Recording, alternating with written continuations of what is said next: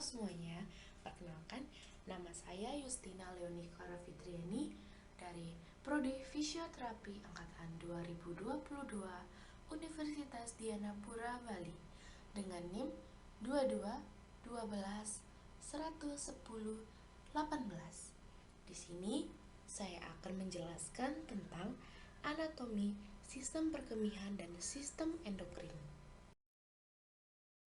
Pengertian sistem perkemihan merupakan sistem yang penting untuk membuang sisa-sisa metabolisme makanan yang dihasilkan oleh tubuh, terutama senyawa nitrogen seperti urea dan keratinin, bahan asing, dan produk sisanya. Sampah metabolisme ini dikeluarkan atau disekresikan oleh ginjal dalam bentuk urin.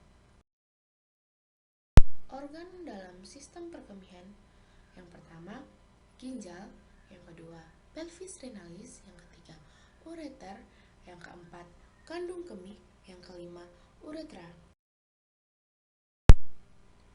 Proses Miski atau rangsangan berkemih. Distensi kandung kemih: oleh air kemih akan merangsang stres reseptor yang terdapat pada dinding kandung kemih dengan jumlah kurang lebih 250 cc sudah cukup untuk merangsang berkemih proses Miski. Akibatnya akan terjadi refleks kontraksi dinding kandung kemih dan pada saat yang sama terjadi relaksasi sphincter internus diikuti oleh relaksasi sphincter externus dan akhirnya terjadi pengosongan kandung kemih.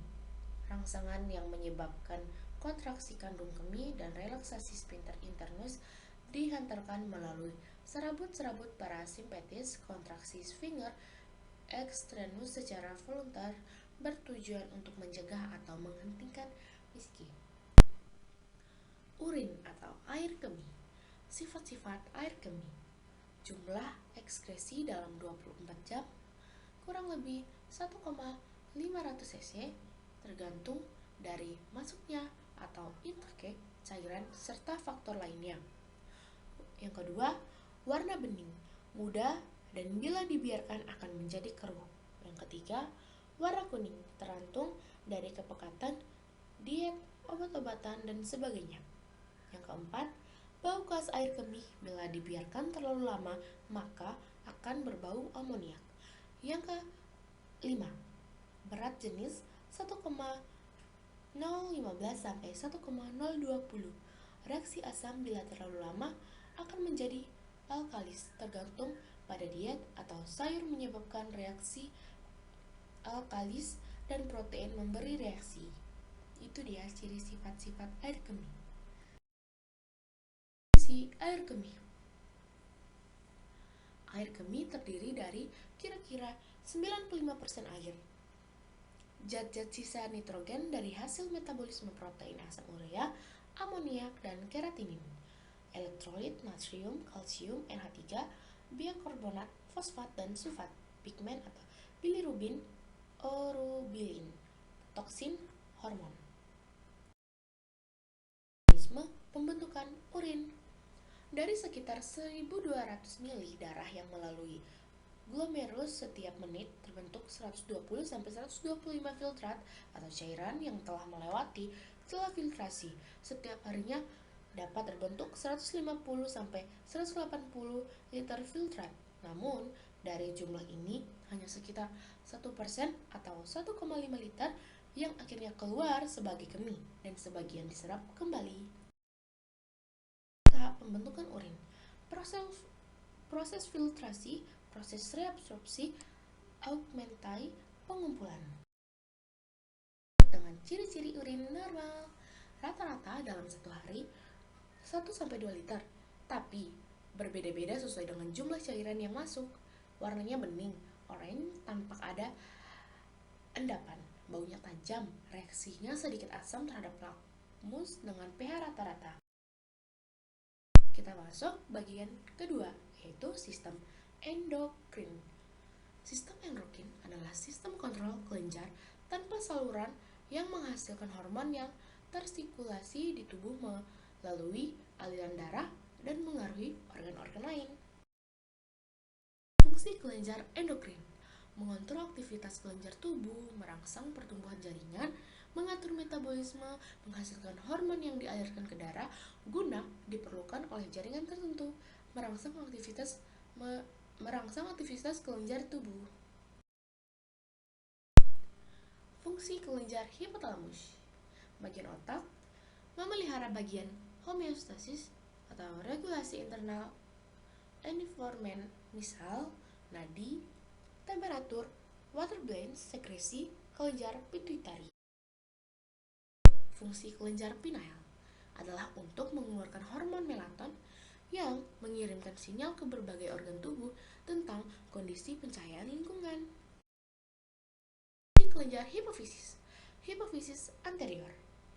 Ada endorfin, memiliki efek mengurangi rasa sakit dan memicu perasaan senang, tenang, atau bahagia. Hipofisis intermediate atau hipofisis tengah, melepaskan hormon melanocyte stimulating hormone atau MSH yang berfungsi untuk memengaruhi warna kulit dari setiap individu dengan merangsang produksi dan pelepasan melanin melanogenesis sel yang melanosit dalam kulit dan rambut. Hipofisis posterior atau belakang menghasilkan oksitosin yang berfungsi untuk merangsang kontraksi uterus saat persalinan dan pelepasan ASI. Yang kedua, antidiuretik hormon atau ADH yang mengatur kadar air dalam tubuh dan meningkatkan tekanan darah. Fungsi kelenjar tiroid terletak di bagian anterior leher. Fungsinya berperan dalam proses metabolisme, pengeringan kulit, pertumbuhan, dan perkembangan. Tiroid, ada sel folikular, ada sel parafolikular, menghasilkan tiroksin, ada kalsisonin, hipotiroid, myxedema, dan hipertiroid. Selanjutnya ada kelenjar paratiroid. Struktur berisi 4 kelenjar kecil yang saling berdekatan. Hormon yang dihasilkan oleh PTH atau part hormone. Organ targetnya adalah tulang, ginjal, dan gidra. Fungsi metabolisme kalsium dan fosfor, meningkatkan pelepasan kalsium dari tulang, meningkatkan absorpsi kalsium atau Ca di GI tract. Adrenal, bagian korteks mineral kortikoid, mengontrol kadar cairan tubuh dengan mensekresi aldosteron. Glukokortikoid mengontrol ciri metabolisme glukosa, protein, dan lemak. Androgen mengontrol ciri kelamin sekunder laki-laki. Bagian medula, adrenalin atau epinefrin, noradrenalin atau norepinefrin, berfungsi mengatur kadar gula dalam darah, relaksasi otot polos pada tenggorokan sehingga melempangkan pernapasan, mengatur aktivitas jantung, dan penyempitan pembuluh darah. Lanjut di kelenjar pankreas, mempunyai fungsi eksokrin dan endokrin. Eksokrin, enzim pencernaan; endokrin, Palau Langerhans. Pankreas mempunyai 3 sel, yaitu untuk sekresi glukagon, untuk sekresi insulin, untuk sekresi somatostatin. Testis menghasilkan androgen atau testosteron yang diproduksi oleh sel interlital Leydig pada tubulus semivirus. Yang kedua, fungsi testosteron adalah merangsang diferensiasi dan perkembangan alat genital ke arah pria, mempengaruhi pembentukan sifat kelamin sekunder atau alat genit pria dan rambut. Yang ketiga, mulai dihasilkan pada saat janin 7 minggu dan berhenti pada saat bayi 1 bulan. Ovarium menghasilkan hormon estrogen dan progesteron. Hormon estrogen dibentuk oleh sel granulas follicle dan sel lutein corpus luteum. Hormon progesteron dibentuk oleh sel lutein. Estrogen dan progesteron mempengaruhi sifat kelamin sekunder wanita atau proses laktasi dan penyimpanan endometrium untuk menerima ovum. Terima kasih.